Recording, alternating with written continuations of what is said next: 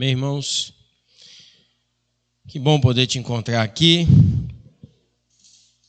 Nós temos caminhado uma reflexão, temos chamado numa série de reflexões em Jó, reflexões no livro de Jó.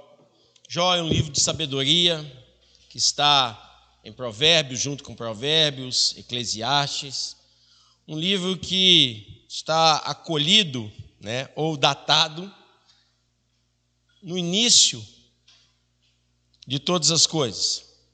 Haja vista, se você já leu a Bíblia cronologicamente, você vai encontrar Jó lá dentro do livro de Gênesis, ou um recorte. Você começa a ler e ele já te joga para Jó, porque cronologicamente Jó está ali naquela data. A Bíblia não está catalogada de maneira cronológica, mas existem aplicativos, até Bíblia física cronológica, e aí Jó está ali.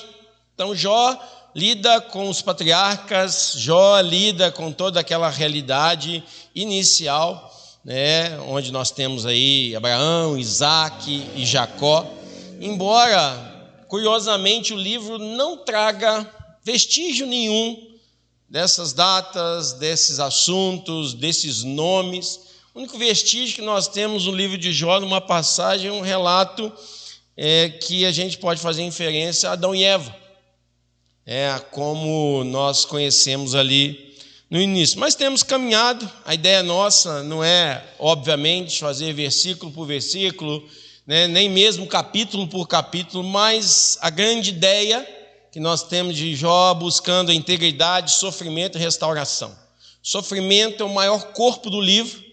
Nós iniciamos ali falando da integridade de Jó, embora esse tema não abandone aqui, porque Jó está insistindo e continuará insistindo da sua integridade diante de Deus, mas o maior corpo do livro é o sofrimento de Jó, que não durou um dia, não durou uma semana, muito provavelmente aí quase um ano, segundo os pesquisadores, segundo os estudiosos, eles podem dizer. E no final nós veremos a restauração. E nós então estamos aí caminhando nesse livro, buscando experiências, aplicações e crescimento, com a vida de Jó. E na última mensagem que nós conversamos aqui, capítulo 12, 13 e 14, fizemos um grande panorama desses capítulos, Nós vimos que Jó responde a um amigo, Bildade, lembrando que nós temos um grupo de amigos diante de Jó, na casa de Jó, ali onde Jó morava, que inicialmente chegaram até com uma boa intenção, se calaram, choraram, observaram tudo, mas depois dispararam a falar, a condenar Jó, a cancelar Jó, se podemos usar esse termo assim, e dispararam para Jó. Não param de falar, e não param até agora. E nós vamos ver que eles estão perdendo a paciência com Jó. Por isso que talvez nós falemos, Você precisa ter a paciência de Jó. Lembra desse ditadozinho popular aí? Mas eles estão perdendo a paciência de Jó, e nós vimos na semana passada que Jó não é superficial nas respostas, Jó responde, Jó responde de acordo com a sua fé, de acordo com o seu coração ferido também, de tudo que ele tem vivido, mas com a sua fé. E no capítulo 12, 13 e 14, ele gasta argumentos falando a esses amigos, mas também falando a Deus. Isso é uma métrica que Jó segue. Ele responde aos amigos, mas depois fala a Deus com esses amigos ouvindo. E eles estão ouvindo tudo, e é isso que, na verdade, incomoda esses amigos. A sinceridade de Jó diante de Deus com suas palavras. E Jó, então, semana passada, ele faz isso. E hoje, nós vamos inicia-se um novo ciclo.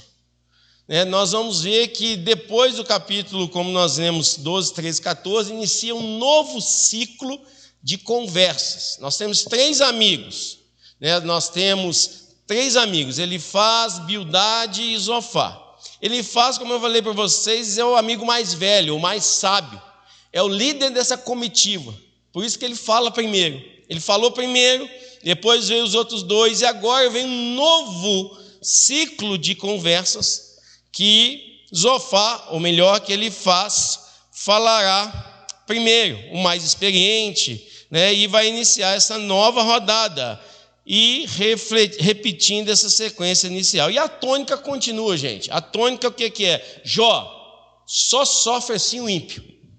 Só pode sofrer desse jeito que você está sofrendo o ímpio. Então, Jó, na verdade é o seguinte: você tem pecado escondido e você está ocultando o pecado e insiste em manter e falar da sua integridade. É isso que acontece. E a tônica é a mesma, com algumas diferenças. E ao falar dessa maneira, né, que você está falando, Jó, despejando a sua ira, porque Jó era sincero diante de Deus, Jó tinha um relacionamento com Deus, como eu já falei, ele sofre, mas sofre diante de Deus e é sincero com Deus. Ele é sincero com Deus, e isso incomoda aqueles 3 amigos que têm uma postura religiosa, têm uma postura, né, uma caricatura religiosa. Por quê? Precisa falar direitinho, cuidado com o que você fala. Tudo isso, gente, como eu já falei para vocês, eles misturam coisas que são realmente verdade de Deus com mentiras, com situações que não são aplicáveis na vida de Jó, porque nós temos que ter em mente aquilo que Deus falou no início sobre Jó. E quem falou nada menos foi Deus. Viste o meu servo Jó? E falou para quem? Para Satanás. Você viu o meu servo Jó? Íntegro diante de mim, que me serve. Então Jó tem esse respaldo. Na verdade, gente, sofrimento de Jó, tudo aquilo que Jó passa, tem um único motivo. Deus elegeu Jó para ser porta-voz da integridade humana diante de Deus, num relacionamento sincero com Deus. E Satanás tem dito o seguinte: não é possível. Todo mundo se relaciona com Deus por interesse. Todo mundo se relaciona com Deus por interesse, porque vai ganhar, porque tem algo, porque não perdeu isso, não perdeu aquilo, e Deus está insistindo. E Deus então prescreve, assina embaixo, falou assim: meu servo Jó é íntegro. E os amigos dele estão injuriados, porque Jó, ele afirma sua integridade diante de Deus. Isso, como eu já disse lá no início, não quer dizer que ele não tinha pecado, mas que aquilo que ele está passando não é referente a pecado escondido. E esses amigos eles ficam agitados com isso. No capítulo 15, por exemplo, vou ler para vocês aquilo que nós temos Elifaz dizendo. Ele vai dizer assim no verso 25 do capítulo 15: por que você agitou os punhos contra Deus e desafiou o Todo-Poderoso, afrontando com arrogância, como com um escudo grosso e resistente? Na verdade, a visão deles é essa: está afrontando a Deus, Jó. Você escolheu língua de tolos. E isso, Jó, é o primeiro passo daqueles que estão em dificuldade. Atacam a Deus, e você está atacando a Deus. Ele vem fazendo colocações, né? E essa última colocação é difícil para Jó, pois ele vê apenas Deus, não o diabo, não o pecado, como acusador, ou como melhor, como causador dos seus males. E ele não esconde esse pensamento diante de Deus e não esconde esse pensamento dos seus amigos. No final das contas, ele entendia: é Deus o responsável por tudo isso, porque eu vivo diante de Deus. E por isso ele leva a Deus a sua angústia com sinceridade, com liberdade, buscando diante de Deus uma resposta. Ele quer uma resposta. Não ouviu nada até agora. Por quê, Senhor? Qual é a causa? E quando Deus falar, não vai falar aquilo que Jó perguntou. E Jó vai entender tudo aquilo que Deus colocar para ele. Mas em momento algum, irmãos, a gente vê Jó cumprindo a profecia de Satanás, que é blasfemar diante de Deus, que foi a indicação da mulher dele. Amaldiçoou Deus e morre. Jó não faz isso. Jó tinha um relacionamento íntegro com Deus. Jó segue sofrendo, arrasado, quebrado, deprimido, sozinho. ora pedindo a morte, sem esperança, mas vivenciando tudo diante de Deus com intensidade e com liberdade, pois tinha um relacionamento sólido com Deus. E a partir de então, em função dessas repetições, nós vamos focar apenas as colocações que Jó fará, até que algo novo no livro surja e aconteça, para que nós não fiquemos repetindo aquilo que esses amigos estão dizendo, uma vez que a tônica sempre é a mesma. Como eu disse, ele fala, e os outros só reverberam aquilo que ele fala. Fala uma coisa aqui diferente, uma coisinha lá, mas só reverbera aquilo que ele fala. E hoje nós, no capítulo 16, nós já veremos alguns vislumbres de esperança que Jó ele vai começar a ter. Até chegarmos no capítulo 19, naquela grande e linda colocação que nós temos, no livro de Jó, que ele diz: eu sei que o meu Redentor vive.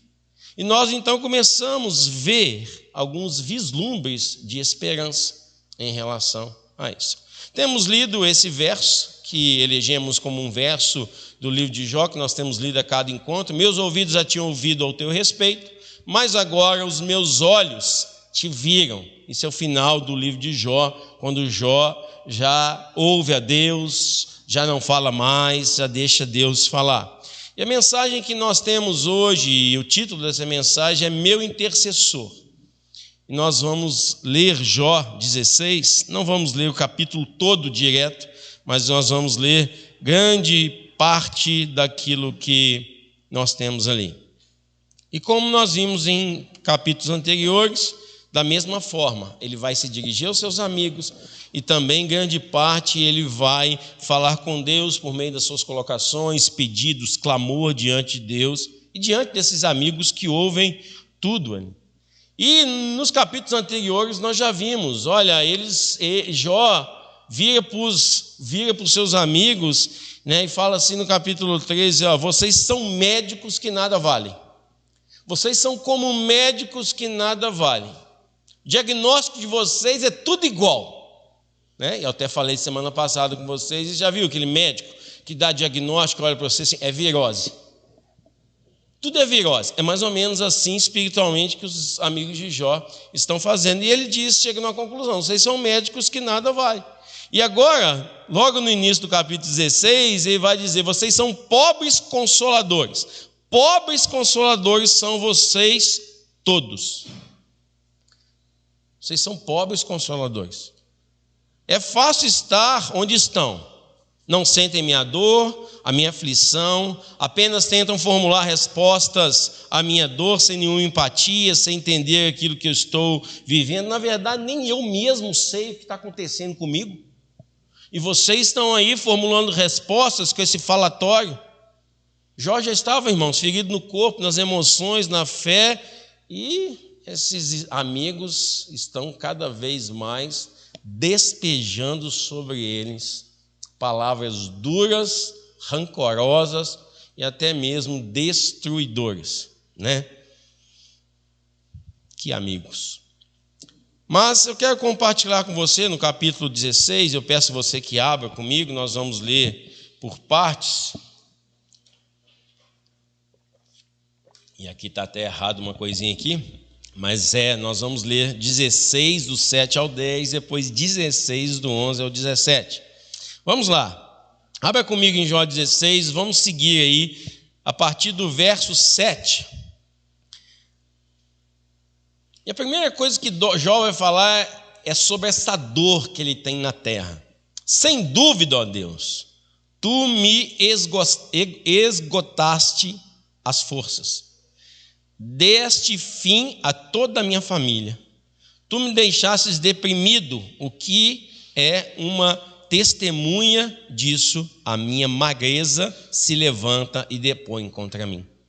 Deus em sua ira ataca-me, faz-me em pedaços e range os dentes contra mim.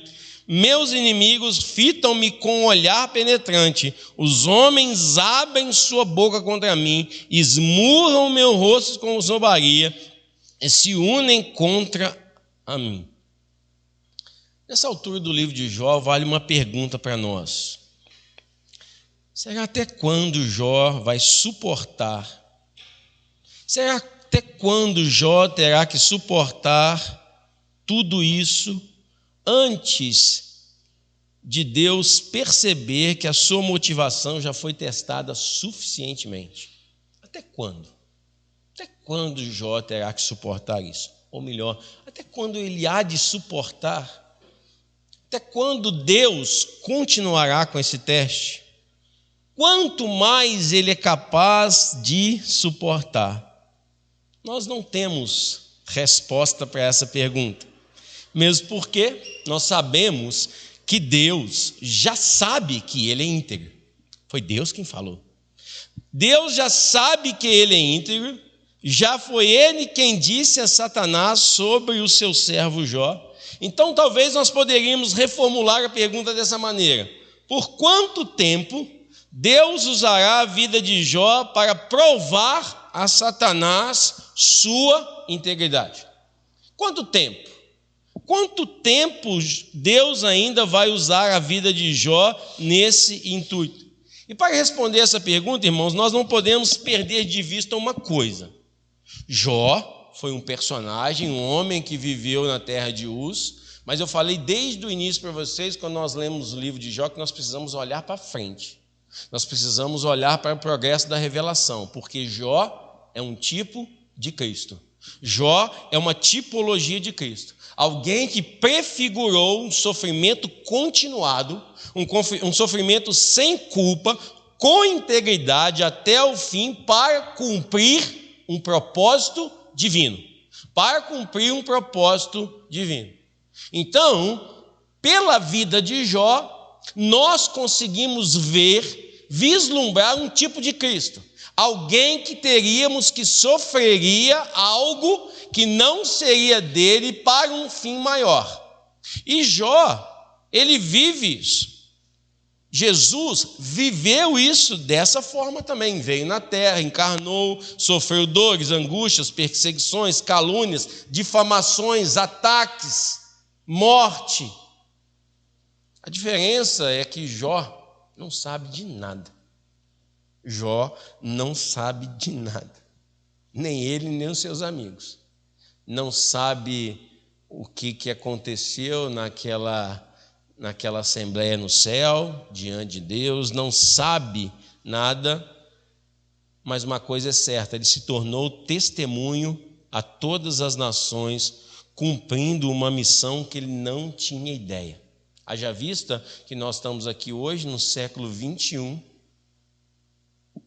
muitos e muitos anos depois, falando desse homem, lendo um livro que ele já esboçava o desejo: olha, quem sabe a minha história não fosse escrita. E hoje nós estamos aqui. E ele então tornou-se testemunha a todas as nações, para outras gerações. Através da sua história, irmãos, é possível ver que o homem pode se relacionar com Deus sem interesse, diante de Deus, por meio do Senhor, com integridade, mesmo passando angústias, tribulações, se tudo isso for vivenciado diante de Deus. Não com suas forças, não com as minhas forças, mas tudo isso vivenciado diante de Deus. Jó foi essa pessoa que frustrou os paradigmas de Satanás em relação aos servos de Deus, porque foi um homem íntegro. E daí, irmãos, volta essa pergunta para nós: estamos dispostos a sermos testemunhas de Deus na terra, mesmo se para isso seja necessário passar algum tipo de sofrimento? Nós gostamos do conforto, nós acostumamos facilmente com o conforto, nós temos dificuldade com o sofrimento. E a pergunta é: estamos dispostos a sermos testemunhas de Deus na terra, mesmo se para isso seja necessário passar por algum tipo de sofrimento? Pergunta difícil. Pergunta difícil para mim e para você.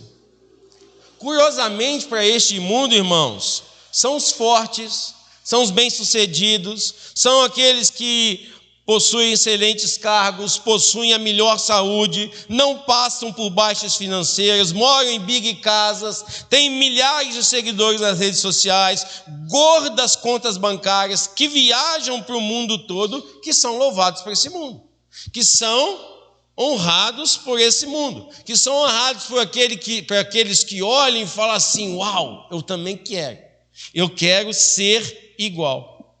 Mas é curiosamente igual que para Deus não é assim. Para Deus não é assim. E se você investir um pouquinho de tempo, e eu encorajo você a fazer isso na sua casa, não faremos aqui, não temos tempo de ler todo o capítulo 11 da carta de Hebreus, mas você vai notar naquele capítulo aquilo que comumente chamamos da galeria dos heróis da fé. Você notará que a visão de Deus é bem diferente da visão desse mundo. E eu só vou ler com vocês aqui um pedacinho. Lá diz o autor: o mundo não era digno deles. Deles quem? Dessas testemunhas. Vagaram pelos desertos e montes, pelas cavernas e grutas. Todos estes receberam bom testemunho por meio da fé. No entanto, nenhum deles recebeu o que havia sido prometido. Deus havia planejado algo melhor para nós, para que conosco fossem eles aperfeiçoados. Homens, como diz lá o texto, se você ler na sua casa, que o mundo não era digno. Testemunhas. Homens e mulheres que abriram mão do conforto, homens e mulheres que foram testados, homens e mulheres que passaram por prova por causa do testemunho da fé. E Jó, ele vai dizer, porque Jó está cansado aqui, ele vai dizer: sem dúvida, ó Deus, tu me esgotastes as forças, deste fim em toda a minha família. Irmãos, Jó não negava a sua dor, Jó não negava a sua angústia na alma, a sua fé abalada, mas apresentava tudo isso a Deus. Se você notar no livro, irmãos, depois do acontecimento lá do início do capítulo, em que ele perdeu tudo, em que os filhos morreram de uma única vez, é a primeira vez que Jó toca. Nós estamos no capítulo 16. A primeira vez que Jó toca nesse assunto. No assunto, irmãos, que era tristeza para ele. Era tristeza para ele. Era algo difícil para ele, mas não era a maior dor dele. Eu tenho falado isso com vocês. A dor de perder os filhos, irmãos, não era pequena. A dor de perder os filhos não era pequena para Jó. Tanto é que Jó retoma isso aqui agora. Mas a maior dor dele é vivenciar tudo isso diante de Deus sem saber por que ele estava passando, sem ter uma resposta por aquilo que ele estava passando. E a gente sabe, perder bens, tudo bem, mas perder filhos, só sabe e conhece essa dor quem já vivenciou ela algum dia. Então era uma dor difícil. Por isso ele, sinceramente, levanta diante de Deus com pesar. E ele fala diante de Deus essas dores. Volte comigo no texto de Jó, vamos lá, capítulo 16, a partir do verso 11. E leia comigo lá a partir do verso 11. Deus fez-me cair nas mãos dos ímpios e atirou-me nas garras dos maus. Eu estava tranquilo, mas ele me arrebentou, agarrou-me pelo pescoço, esmagou-me, fez de mim seu alvo. Seus flecheiros me cercam, ele traspassou sem dó os meus rins e derramou na terra a minha bilis. Lança-se sobre mim uma e outra vez, ataca-me como um guerreiro. Costurei veste de lamento sobre a minha pele e enterrei a minha testa no pó. Meu rosto está rubro de tanto eu chorar, e as sombras densas circundam os meus olhos. Apesar de que não há violência em minhas mãos, e de que é pura a minha oração.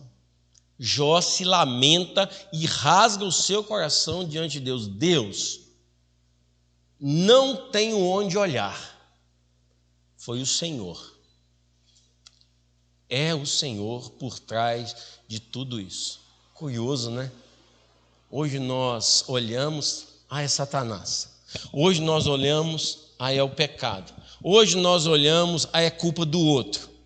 Não que isso não exista, irmãos. Mas Jó está convicto: eu vivo diante de Deus, eu sirvo a Deus, eu sou um servo íntegro de Deus, a minha vida está nas mãos dele. E tudo isso que está acontecendo só pode ser Deus. E a gente sabe que é. A gente sabe que é. Deus está por trás disso tudo. Mas Jó lista descrevendo essa ira de Deus. O Senhor me despedaçou, contra mim range os dentes, meus inimigos querem me despedaçar, ele me entregou aos maus e os ímpios, eu vivia tranquilo e me esmagou, me fez seu alvo, me cercou de flechas e não me poupou, ataca-me como um guerreiro. Jó coloca tudo isso na conta de Deus. Isso, gente, isso deixava os seus amigos aterrorizados. Como eu já falei para vocês, Jó tipificava um relacionamento de comunhão com Deus, enquanto aqueles amigos eram homens religiosos, com postura religiosa. Não faça isso, não faça aquilo, haja dessa forma, cuidado, porque nós temos que parecer bonzinhos diante de Deus, porque Deus castiga. E Jó estava abrindo seu coração. E isso é o que feria, machucava, aterrorizava esses amigos. E o tom de Jó, então, é um tom de confissão, mas uma confissão, irmãos, que não aceita o que está acontecendo. Jó está angustiado com aquilo que está acontecendo. Alguém que reluta, alguém que está amargurado com o ocorrido. E ele é sincero com isso, irmãos. E ele é sincero com essa realidade. E é interessante notar que ele faz, no capítulo anterior, ele já havia dito o seguinte, presta atenção, só ouça, capítulo 15, verso 12. Por que você se deixou levar pela ira? Até pelo seu olhar podemos perceber que você está fervendo de raiva. Eu estou lendo na linguagem viva. Está furioso com Deus e por isso fala coisas terríveis contra ele. Mas, curiosamente, se você conhece o livro de Jó, se você lê o livro de Jó, você sabe que quando Deus fala e Deus se volta para esses amigos de Jó, ele volta-se e diz o seguinte: vocês falaram o que é mal ao meu respeito, diferente de meu servo Jó. Aí você me pergunta, pastor, mas até quando eu posso mensurar essas palavras diante de Deus? Não sei dizer. O que eu sei é que Jó não blasfemou contra Deus. Jó abriu seu coração diante de Deus sinceramente. Então, uma coisa eu sei, nós podemos ser sinceros diante de Deus nas nossas dores, angústias e nas nossas orações. Amém? Nós podemos. Isso é muito parecido com aquilo que nós lemos em alguns salmos. É importante lembrar, irmãos, que Jó corria um risco com as palavras. Por quê? Porque a vontade de Satanás era o quê? Que por meio das palavras ele blasfemasse contra Deus. Jó corria um risco. Ele estava diante de Deus e ele poderia fazer isso. Mas essa não era a preocupação dos amigos, tá, irmãos? Porque eles não sabiam de nada que tinha acontecido. Eles não sabiam de nada que tinha acontecido. A preocupação deles era o seguinte: silenciar Jó. Nós não temos mais argumentos. A preocupação dos amigos é essa: não temos mais argumentos contra Jó, estamos falando, repetindo, estamos perdendo a paciência, essa postura de Jó nos incomoda muito e nós não temos mais argumento. A questão é silenciar Jó. E Jó se incomodava com essa posição deles também, que era extremamente religiosa, com máscara religiosa, uma encenação nesse palco religioso. E eles não concebiam um homem íntegro diante de Deus, derramando sua dor diante de Deus com sinceridade, com verdade. Por isso queriam calá-lo a todo custo, sem argumentos, apenas com persuasão religiosa e suposta sabedoria, que Jó já falou. Sabedoria verdadeira é Deus que tem. Porque os nossos antepassados, eles falaram, né? Olha, porque é Deus que tem sabedoria, falou para eles. Sabe, irmãos, aqui tem um alerta para nós, muito importante, que eu tenho aprendido de uma maneira como eu nunca aprendi no livro de Jó, com o livro de Jó. À medida que eu avanço na leitura do livro de Jó, à medida que eu leio,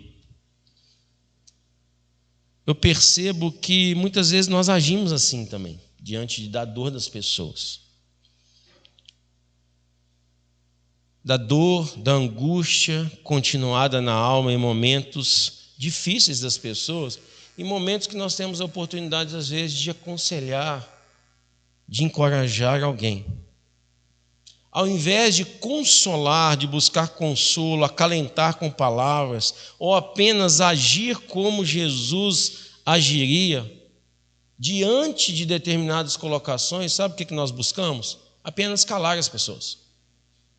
Apenas querer que as pessoas parem de falar aquilo, porque nós não temos argumentos, não sabemos o que falar, e nós às vezes buscamos friamente calar as pessoas. Fazemos isso pois muitas vezes nos vemos impotentes diante das situações. E aí, ao invés de agirmos como Jesus, que teve empatia, que abraçava, que acolhia, nós queremos agir como fariseus e mestres da lei. Sabe aquele negócio? Não podemos perder a parada. Não podemos perder o jogo. Nós temos que mostrar superioridade, porque fraqueza não faz parte da nossa vida religiosa. Nós temos que ter resposta para tudo. A história de Jó, irmãos, precisa nos ensinar a ser mais humanos, amém?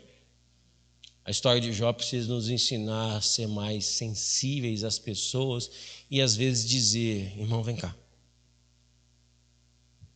deixa eu te abraçar, eu quero orar com você.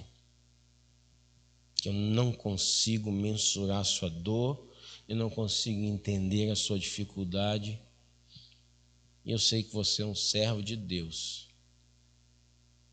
E se você me perguntar por que eu passo isso, eu te digo, eu não sei responder. É assim que Jesus agia, essa é a ação misericordiosa de Jesus, e isso é que o Evangelho nos ensina. Olha o que o apóstolo Paulo fala aqui em 2 Coríntios, capítulo 1, versos 3 e 4.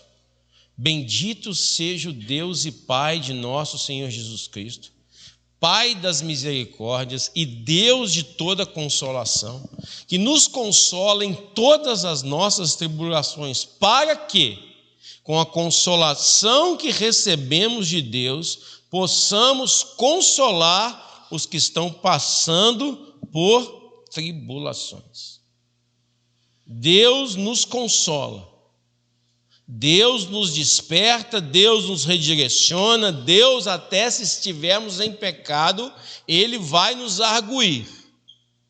Mas Deus é consolador. Haja vista que o nome de Deus na terra, em nós, é Consolador, o Espírito Consolador.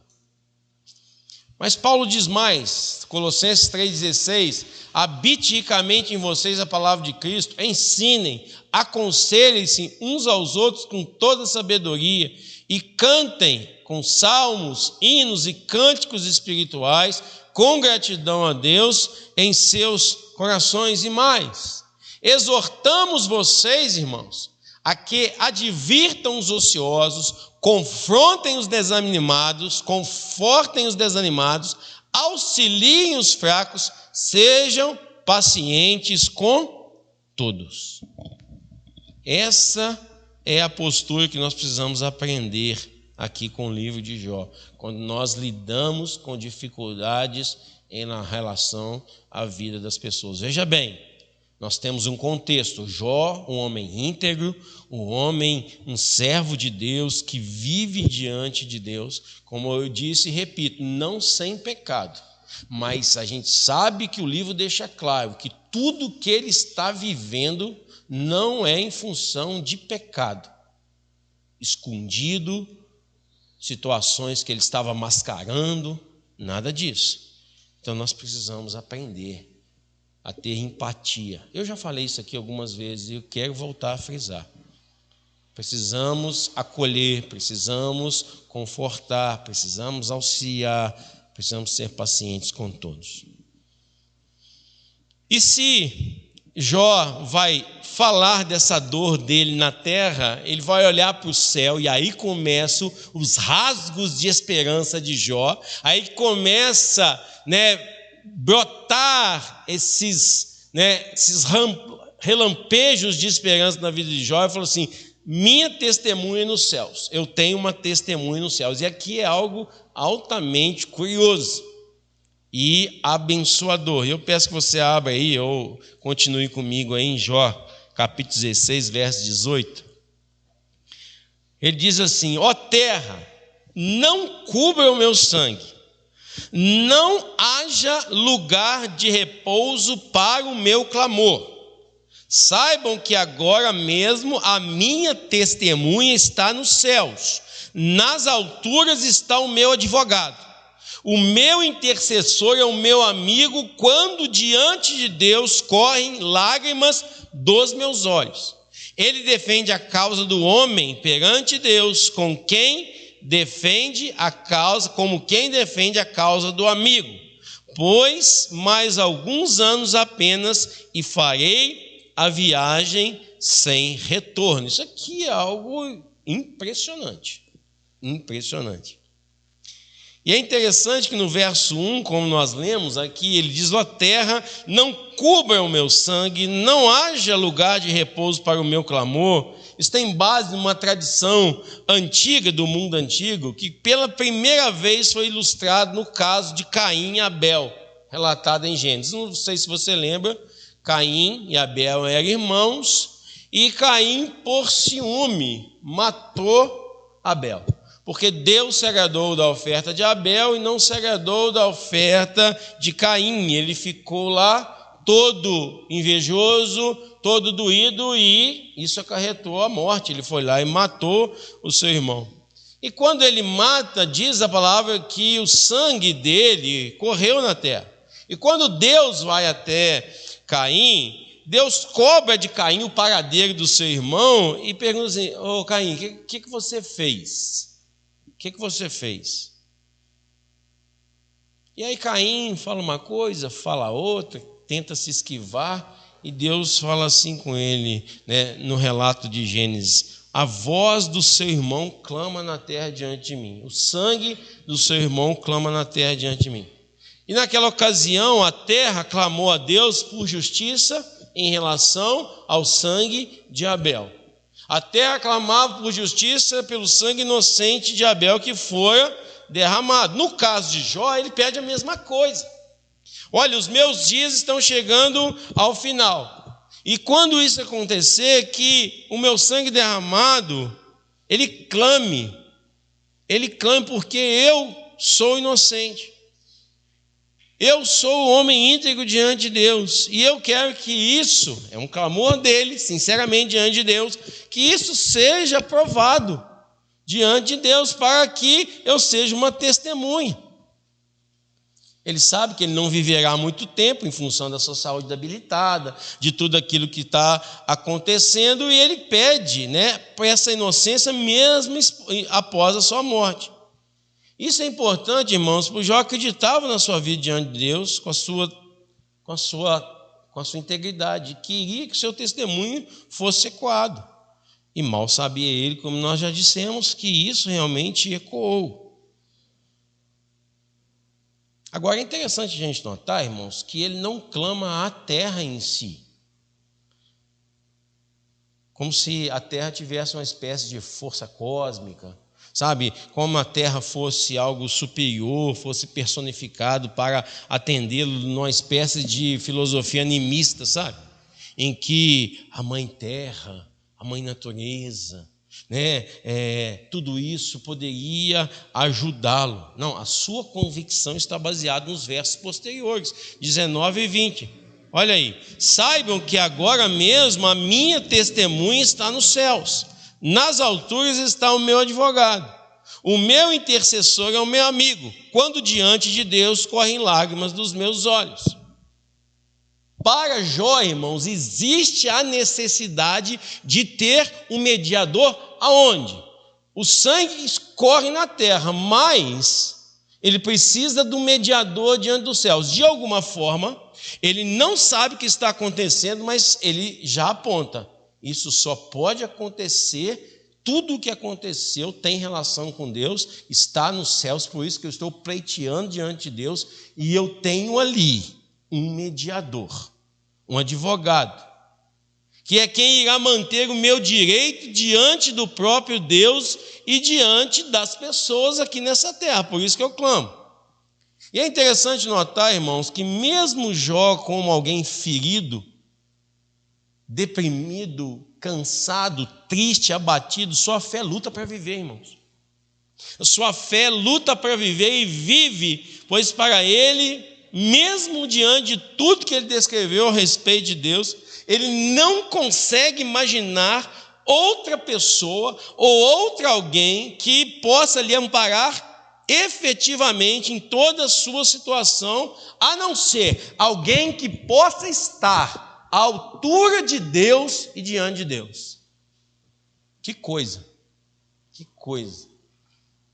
Ele não clama pelos poderosos, ele não clama pelos amigos, fala assim, aqui, já que vocês estão falando muita coisa, faz uma vaquinha virtual para mim, hein?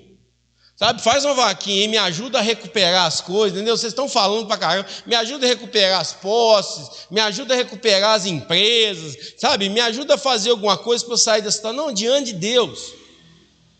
E ele não sabe o que aconteceu, mas ele olha para o céu e falou, só pode ser alguém que esteja à altura de Deus.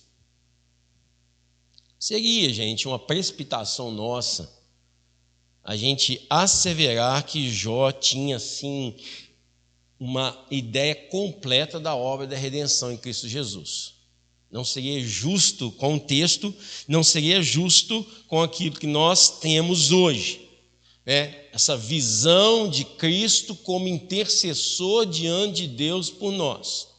Acho que seria forçar o texto, mas, de qualquer forma, é surpreendente que ele tenha associado os seus sofrimentos com algum tipo de deliberação no céu, e por essa razão a solução só poderia vir de lá também, só poderia estar lá também. E nesse ponto, irmãos, ele insiste na sua causa diante de Deus e percebe de algum modo que a sua aflição é resultado disso. E o que podemos afirmar sem medo, irmãos, é que o Espírito de Deus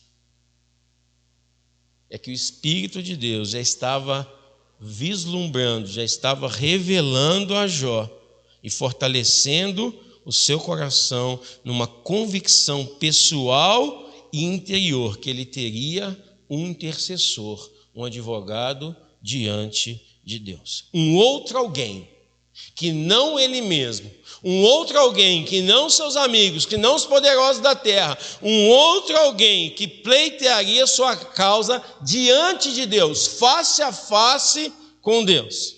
E isso é fantástico, irmãos, porque nós sabemos que Jó estava correto. Nós, hoje, pelo progresso da revelação, por aquilo que nós temos e todas as escrituras, nós sabemos que Jó estava correto.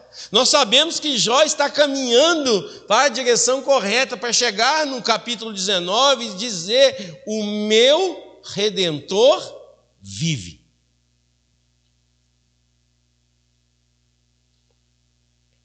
Os homens perguntam hoje ainda, haverá esperança após a cova? É uma pergunta que os homens se fazem.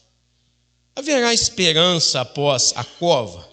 Haverá esperança após o cemitério, a catacumba, a cremação, sei lá o que for? Haverá esperança? A gente sabe pelo progresso da revelação com clareza que sim. Claro que haverá esperança. Cristo Jesus é a nossa esperança, amém? Cristo Jesus é a nossa esperança. Olha o que Paulo vai dizer no 2 Coríntios capítulo 15, 18 e 19. Se é somente para essa vida que temos esperança em Cristo, dentre todos os homens, somos os mais dignos de compaixão. Mas, de fato, Cristo ressuscitou dentre os mortos, sendo as primícias dentre aqueles que dormiram. Sabe por que é um fato, irmãos? Porque nossa esperança está em Cristo. Amém? Não morre, a nossa esperança não morre, nem é sepultada, nem é abandonada à decomposição de uma cova. Isso porque a nossa esperança não é um sentimento, a nossa esperança não é uma emoção, a nossa esperança não é um arrepio, não é um êxtase, não são regras dogmáticas, não é você professar uma religião, não é você dar os passinhos e cumprir regra X, Y, Z, mas a nossa esperança é uma pessoa, amém? Nossa esperança é uma pessoa e vive para sempre. A nossa esperança é Cristo Jesus, o Deus ressurreto. O Deus ressurreto. O apóstolo Paulo diz: pois primeiramente lhes transmiti o que recebi, que Cristo morreu pelos nossos pecados, segundo as Escrituras, foi sepultado e ressuscitou ao terceiro dia, segundo as Escrituras. Jesus é o nosso intercessor diante de Deus, amém? Jesus é aquele que nos representa diante de Deus nas nossas aflições. Eu não quero nem entrar na questão do mérito do pecado aqui no contexto, mas diante das nossas aflições e angústias, é Ele que nos representa diante de Deus. Porque a Bíblia diz, nem orar a gente não sabe direito. Nem clamar nós não sabemos direito. Por isso Ele está diante de Deus e nos representa. Por isso nós temos graça suficiente da parte dEle, quando somos atribulados, angustiados, e podemos ter a certeza de estarmos firmes, cumprindo a missão de Deus, mesmo em tribulação, mesmo em angústia, cumprindo a missão de Deus nesse mundo. E a graça é suficiente sobre nós, porque Ele é um Deus misericordioso para nos sustentar. E continuando com o apóstolo Paulo, ele vai dizer: não vos sobreveio nenhuma tentação que não fosse humana, mas Deus é fiel e não permitirá que vocês sejam tentados além do que podem suportar. Pelo contrário, juntamente com a tentação, proverá também o escape, para que possam suportá-lo. Deus está comprometido comigo e com você, na tribulação, na angústia, para sermos testemunhas fiéis dele aqui nessa terra. Você pode desistir, irmãos. Eu também posso.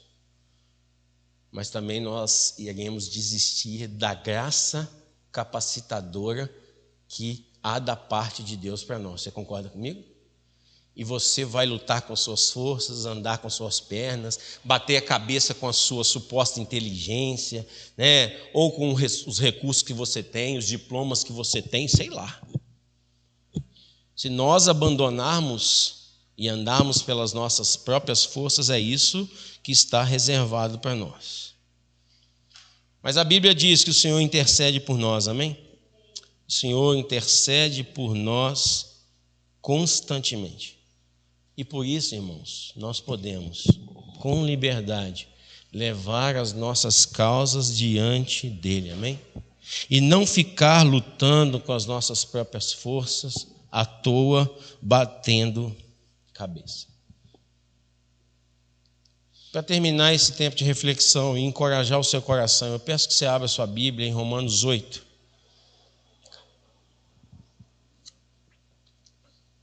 Eu queria que você lesse, nós vamos ler de Romanos 8, verso 24 ao verso 36. Todo mundo achou? Eu queria que todo mundo lesse. Eu queria que o Cris lesse esses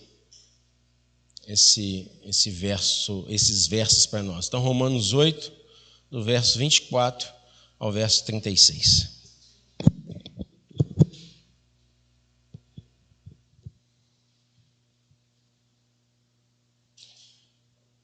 Pois nesta esperança somos salvos, mas a esperança que se vê não é esperança. Quem espera por algo que já tem? Mas se esperarmos o que não vemos, com esperança o aguardamos. Da mesma maneira, também o Espírito ajuda as nossas fraquezas. Não sabemos o que havemos de pedir como convém, mas o mesmo Espírito intercede por nós com gemidos inexprimíveis. E aquele que examina os corações sabe qual é a intenção do Espírito, porque segundo a vontade de Deus é que intercede pelos santos. Sabemos que todas as coisas concorrem para o bem daqueles que amam a Deus, daqueles que são chamados segundo o seu propósito. Pois os que dantes conheceu, também os predestinou para serem conforme a imagem de seu Filho, a fim de que ele seja o primogênito entre muitos irmãos. E aos que predestinou, a estes também chamou, aos que chamou, a estes também justificou, e aos que justificou, a estes também glorificou. Que diremos, pois, a estas coisas? Se Deus é por nós, quem será contra nós? Aqueles que nem mesmo a seu próprio Filho poupou, antes o entregou por todos nós, como não nos dará também com ele todas as coisas? Quem intentará acusação contra os escolhidos de Deus? É Deus quem os justifica. Quem os condenará? Pois é Cristo quem morreu, ou antes quem ressurgiu dentre os mortos, o qual está à direita de Deus, e também intercede por nós. Quem nos separará do amor de Cristo? A tribulação, ou a angústia, ou a perseguição, ou a fome, ou a nudez, ou o perigo, ou a espada? Como está escrito, por amor de ti somos entregues à morte o dia todo. Fomos considerados como ovelhas para o matadouro. Amém, irmãos? Que isso conforte o seu coração. Da mesma forma, o Espírito nos ajuda em nossa fraqueza, pois não sabemos orar, ou não sabemos como orar, mas o próprio Espírito intercede por nós com gemidos inexprimíveis. E aquele que sonda os corações conhece a intenção do Espírito, porque o Espírito intercede pelos santos, de acordo com a vontade de Deus. Que isso conforte o seu coração nessa noite. O seu clamor não é só seu. O seu clamor não é apenas seu. E não é apenas aquilo que você balbucia diante de Deus. Algumas palavras que você coloca, o seu clamor chega diante de Deus e de alguma forma, na angústia, se for e se estiver de acordo com a vontade de Deus, é amplificado diante de Deus, que age em seu favor. Que nem a morte, nem a vida, nem a angústia, nem principados, nem potestades, nem o presente, nem o porvir, nada pode nos separar do amor de Deus. Amém? Fique de pé, vamos orar. Coloque o seu coração diante de Deus, diante de tudo aquilo que você ouviu aqui nessa noite. Fala, Senhor, eu quero me colocar diante do Senhor mais uma vez.